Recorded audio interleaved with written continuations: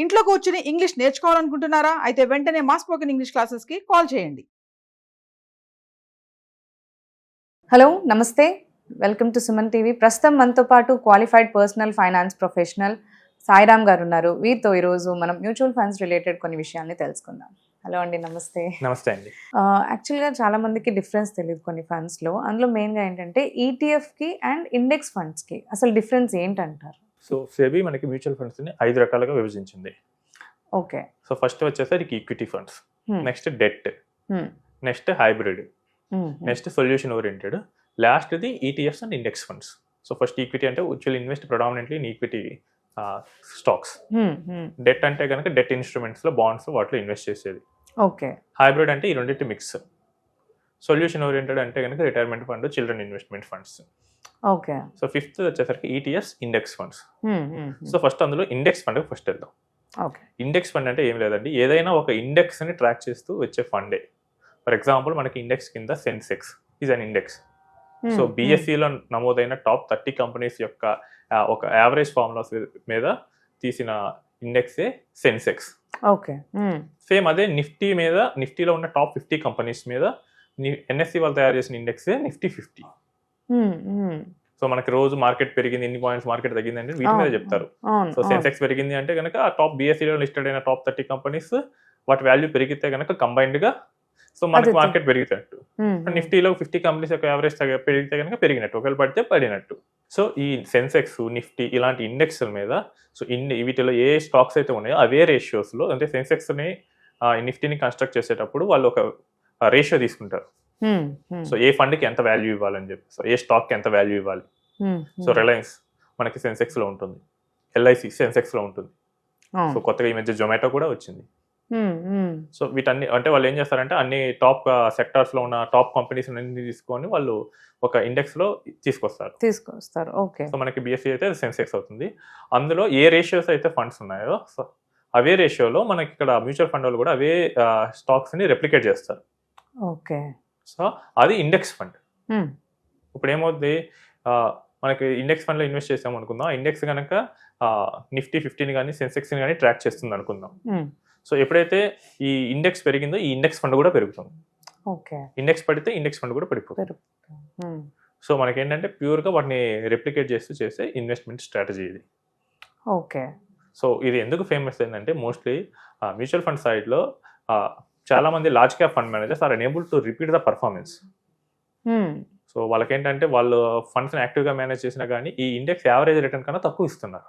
Okay. Okay. So ఇది large cap సెక్టర్లో చాలా పాపులర్ అయింది. మిడ్ క్యాప్లో కూడా మనకి ఉంటాయి 150 టాప్ 150 కంపెనీస్ తీసుకొచ్చి నిఫ్టీలో మిడ్ క్యాప్ ఇండెక్స్ ఉంటుంది, సెన్సెక్స్లో కూడా ఉంటాయి. నెక్స్ట్ బిఎస్సి ఇండెక్స్ అంటారు వాటిని. స్మాల్ క్యాప్లో కూడా ఉంటాయి. సో 250 నుంచి 500 కంపెనీస్ మధ్య వాళ్ళు యావరేజ్ తీసుకొని ఎన్ఎస్సి వాళ్ళు ఇచ్చారు స్మాల్ క్యాప్ ఇండెక్సెస్ కూడా. ఇండెక్స్ మళ్ళీ ఐటీ సెక్టార్కి ఉంటుంది, రియాలిటీ సెక్టార్కి ఉంటుంది. సో ప్రతి సెక్టార్లో ఏదో ఒక స్టాక్ ఎక్స్చేంజ్ దాన్ని కన్స్ట్రక్ట్ చేస్తుంది. Either NSC or BSC. Even ఈ రెండు కన్స్ట్రక్ట్ చేయకపోయినా వేరే వాళ్ళు అయినా కన్స్ట్రక్ట్ చేయొచ్చు. హైదరాబాద్ స్టాక్ ఎక్స్చేంజ్ ఇప్పుడు ఫేమస్ కాదు, కల్కటా స్టాక్ ఎక్స్చేంజ్ ఆ సైడ్ ఇంకా ఫేమస్, ఈస్ట్ సైడ్. సో ఎవరో ఒక ఎక్స్చేంజ్ వాళ్ళు ఇండెక్స్ని కన్స్ట్రక్ట్ చేస్తే ఆ ఇండెక్స్ని వాళ్ళు ట్రాక్ చేస్తూ చేసే fund index fund. Okay. Okay. So ఇక్కడ వచ్చే డిసడ్వాంటేజ్ ఏంటంటే కనుక యాక్టివ్ మేనేజ్మెంట్లో ఫండ్ మేనేజర్స్ ఇండెక్స్ని బై లార్జ్ మార్జిన్ బీట్ చేయగలరు. 10%, 5% అలా బీట్ చేయగలరు. మీరు కనుక ఒక 4-5 ఫండ్స్ పెట్టుకున్నారు మీ పోర్ట్ఫోలియోలో, ఒక ఇండెక్స్ ఫండ్ ఒక 3 యాక్టివ్ ఫండ్స్ అనుకోండి, మీకు ఇండెక్స్ ఎప్పుడు మధ్యలోనే ఉంటుంది. సో మీకు పైన టాప్లో బీట్ చేసిన మాత్రం చాలా ఎక్కువ మార్జిన్తో బీట్ చేస్తాయి. ఇండెక్స్ని బీట్ చేయలేని ఫండ్స్ కూడా తక్కువ మార్జిన్తోనే ఉంటాయి. Maybe index has given you 12%, అది 10% ఇవ్వచ్చు. బట్ ఇండెక్స్ని బీట్ చేస్తే 12 ఇస్తే అది 16-20 అట్లా ఇస్తాయి. సో ఈ ఇండెక్స్ ఫండ్కు ఉండే లిమిటేషన్ ఇది. ఓకే. ఓకే. బట్ ఏంటంటే మనకి ఎక్కువ రిటర్న్ రాదు, కానీ మనకి ఇండెక్స్ రిటర్న్ కావాలనుకున్న వాళ్ళు దీనిలోకి వెళ్ళొచ్చు. ఓకే. సో ఇప్పుడు నెక్స్ట్ వచ్చేసరికి ఈటీఎఫ్స్ చెప్తాను. సో ఈటీఎఫ్ అంటే ఎక్స్చేంజ్ ట్రేడెడ్ ఫండ్స్. సో ఎప్పటి వరకు మ్యూచువల్ ఫండ్స్ అన్ని ఈ డే అయిపోయిన తర్వాత నెక్స్ట్ డే మాత్రమే మనకి ఎన్ఏవి రిఫ్లెక్ట్ అవుతుంది. అంటే ఈ రోజు మొత్తం జరిగిన స్టాక్స్ అన్నిటిని అప్డేట్ చేసుకుని ఫైనల్ ప్రైస్ ఎంత ఉంది అని చెప్పి మ్యూచువల్ ఫండ్ వాటి క్యాలిక్యులేట్ చేసి వాటి నెక్స్ట్ డే వాటికి రేట్ ఇస్తాడు. బట్ చాలా మంది ఇన్వెస్టర్స్ ఏంటంటే స్టాక్ మార్కెట్లో ట్రేడ్ చేస్తారు, ఒక లైవ్లో ప్రైసెస్ మారిపోతాయి. సో వాళ్ళు అది కావాలనుకున్నారు. అప్పుడు ఏం చేశారంటే mutual fund companies exchange traded ఫండ్స్ని పట్టుకొచ్చాయి. Okay. So these are traded in the stock exchanges like your stocks. For example Nifty BeES is an ETF. ఈ మ్యూచువల్ ఫండ్లో ఉండే ఏంటంటే నిఫ్టీలో ఉన్న 50 కంపెనీస్ రిఫ్లెక్ట్ అవుతూ వాళ్ళు ఈ మ్యూచువల్ ఫండ్ పట్టుకొచ్చారు. దీన్ని స్టాక్ ఎక్స్చేంజ్లో లైవ్లో ట్రేడ్ చేసుకోవచ్చు. ప్రైజెస్ కూడా లైవ్లో చేంజ్ అవుతూ ఉంటాయి. ఓకే. మార్కెట్ పెరుగుతుంటే మీ లైవ్లో పెరుగుతాయి, మార్కెట్ పడుతుంటే లైవ్లో పడుతుంది. మీకు మ్యూచువల్ ఫండ్లో కనుక ఈరోజు మీకు మార్కెట్ పడుతుంది అన్న గట్ ఫీలింగ్ ఉండి మీరు ఇన్వెస్ట్ మార్కెట్ పడి మళ్ళీ వెంటనే లేవచ్చు అన్న ఫీలింగ్ ఉంటే మీరు మ్యూచువల్ ఫండ్లో ఇన్వెస్ట్ చేసినా మీకు అడ్వాంటేజ్ ఉంటుంది. ఎందుకంటే mutual fund at the end of the day NAV ఇస్తారు. కానీ ETFలో లైవ్లో మీరు ఎంటర్ అయ్యి మీకు ఒకవేళ మళ్ళీ మార్కెట్ పెరుగుతుంది అంటే కనుక మీరు పెరిగిన దగ్గర సెల్ చేసుకోవచ్చు. సో ఆ డిఫరెన్స్ మీరు తీసుకునే ఆప్షన్ ఉంటుంది ETFs మీద. ఓకే. సో ఈ ETFs కూడా ఏంటంటే ఏదో ఒక ఇండెక్స్ మీద పెట్టుకుంటారు, బట్ ఏంటంటే మనకు లైవ్లో ప్రైసెస్ ట్రేడ్ అవుతాయి. సో ETFస్ని ఇండెక్స్ ఫండ్ని మీరు కొనాలనుకుంటే కనుక ఇదే మీరు వాటిని డిమాట్లో అయినా కొనవచ్చు, లేకపోతే నార్మల్ స్టేట్మెంట్ ఫామ్లో అయినా తీసుకోవచ్చు. ఓకే. బట్ ETFs కొనాలంటే మీకు ఖచ్చితంగా డిమాట్ అకౌంట్ ఉండాలి. ఓకే. సో మీరు ఏదో ఒక స్టాక్ బ్రోకర్ దగ్గర అకౌంట్ ఓపెన్ చేయాలి.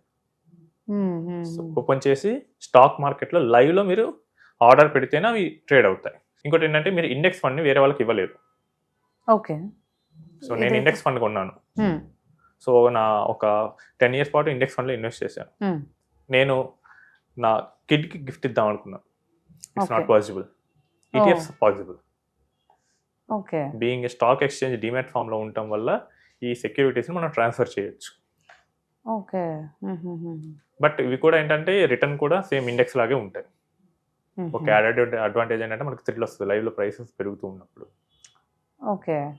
సో ఆ థ్రిల్కి మించి ఎక్కువ రిటర్న్లో మరీ ఏమంత చేంజ్ ఉండదు అంట. మీకు ఇండెక్స్ ఎంత ఇస్తుంది, ఇది ఎంత ఇస్తుంది అంటే కాదు కొంచెం లెస్ ఎక్స్పెన్స్ రేషియో ఉంటుంది. ఓకే. ఓకే. అది తప్ప మీకు హెవీ డిఫరెన్సెస్ అయితే ఏమి రావు. బట్ మీరు యాక్టివ్లోకి వెళ్తే కనుక బీట్ చేస్తే మాత్రం గట్టిగా బీట్ చేస్తాయి. Okay. Safest procedure like safest ఏదంటారు? సో సేఫెస్ట్ వచ్చేసరికి ETFs. ఎందుకంటే వాటిలో ట్రాన్స్పరెన్సీ ఎక్కువ ఉంటుంది. సో అంత తేలిగ్గా మీ అకౌంట్ నుంచి వేరే వాళ్ళు తీసేయలేరు. అండ్ ఇంకా ఏంటంటే నేను కావాలనుకుంటే గిఫ్ట్ ఇవ్వచ్చు. మీరు ఇండెక్స్ ఫండ్లో అవి ఏం చేయలేదు, అది ఫ్లెక్సిబిలిటీ లేదు కాబట్టి. కాకపోతే ఛార్జెస్ కొంచెం తక్కువ ఉన్నా కానీ మీకు డిమాట్ ఛార్జెస్ కనుక చూసుకుంటే ఏది తక్కువలో వస్తే అక్కడ తీసుకోవచ్చు. ఓకే. ఓకే. సో వాటిని బట్టి మనకి కేటగిరీస్ ఉంటాయి. నిఫ్టీ బీస్ అంటారు. సో ప్రతి ఇండెక్స్ తగ్గట్టు దానికి సంబంధించిన ETFs ఉంటాయి. సో వాటిలో మనం ఇన్వెస్ట్ చేసుకోవచ్చు. టాక్సేషన్కి వచ్చేసరికి both will offer you and equity taxation index మీద చేస్తే, స్టాక్ ఇండెక్స్ మీద. బట్ డెట్ ఫండ్స్ కూడా ఉన్నాయి. Bharat gold bond, Bharat bonds, ఇవేంటంటే డెట్ మీద చేసిన ETFs. Okay. So state government loans అన్నిటిని కన్సాలిడేట్ చేసి ఒక భారత్ బాండ్ కింద తీసుకొచ్చారు. సో వాటి మీద చేస్తే అవి డెట్ టాక్సేషన్ మీద వస్తాయి. ఓకే. అది ఇండెక్స్ కూడా సేమ్. మీరు డెట్ మీద చేస్తే కనుక డెట్ ఇండెక్సేషన్ వస్తుంది, డెట్ ఫండ్ టాక్సేషన్ వస్తుంది. ఈక్విటీ మీద చేస్తే ఈక్విటీ టాక్సేషన్ వస్తుంది. ఓకే. సో ఓన్లీ ఏంటంటే సింప్లిసిటీ ఎక్కువ ఉంటుంది. సో మీరు ఏంటంటే నాకు just index return average return నాకు వస్తే సరిపోద్ది అన్నట్టు వాళ్ళు ఉంటే కనుక చేసుకోవచ్చు. సో ఈ యాక్టివ్ మేనేజ్మెంట్లో అండ్ లేదంటే పాసివ్ మేనేజ్మెంట్లో ఏది బెటర్ అంటారు? సో ఫస్ట్ టైం ఎంటర్ అయ్యే వాళ్ళు అయితే కనుక సో ఈ ఎంత చెప్పినా కానీ ఈ ఇండెక్స్ ఫండ్స్ వైపే మోజు చూపిస్తారు.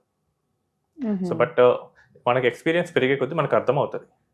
Okay. Okay. So index funds కన్నా మనకి ఎక్కువ వచ్చే రిటర్న్ ఆప్షన్ ఉంటుంది అని చెప్పేసి. సో ఎవరికైతే జస్ట్ ఒక నిఫ్టీ 50లో మాత్రం ఇన్వెస్ట్ చేయాలనుకుంటున్నారో వాళ్ళు ఒక ఇండెక్స్ కానీ ETFs కానీ వెళ్ళిపోవచ్చు. సో అది దాటి కనుక మనకి యాక్టివ్ స్ట్రాటజీస్ కావాలంటే కనుక you better go with active funds. Okay. Okay. So వాళ్ళ రిస్క్ ప్రొఫైల్ అండ్ వాళ్ళ అసెట్ అలొకేషన్ కేవలం నిఫ్టీ 50కి మాత్రమే రికమెండ్ అయితేనే you can go for an index or ETF. So అది దాటి మిగతా దేనికి వచ్చినా కానీ you can go for an active funds. Thanks for sharing. Thanks.